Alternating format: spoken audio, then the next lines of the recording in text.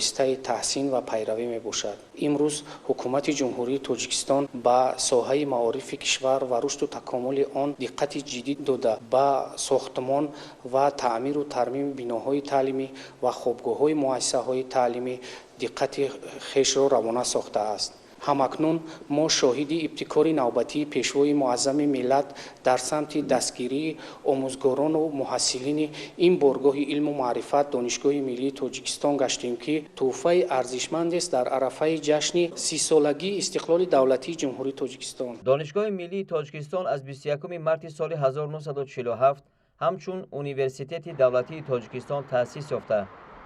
аз 28 октябри соли 2008 با فرمان پرزیدنت جمهوری تاجیکستان تغییر نام کرده است. عین حال دانشگاه دارای 19 فاکولتت با فراگیری 118 کاتدرا، انستیتوت علمی تحقیقاتی، لیسه رویه طبیعی ریاضی، کتابخانه علمی، کتابخانه الکترونی،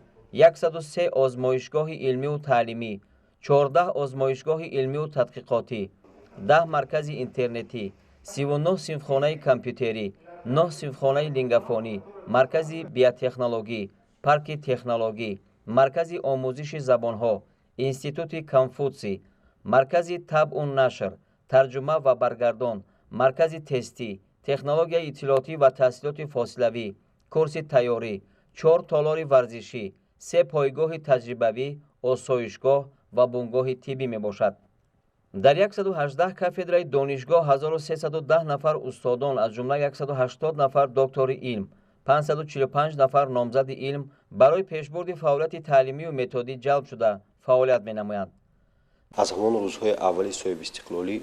رشد و رونق بخشیدن ساحه معارف در مد توجه اساسگزار صلح و وحدت ملی پیشوای ملت پرزیدنت جمهوری تاجیکستان جناب عالی محترم امامالӣ رحمان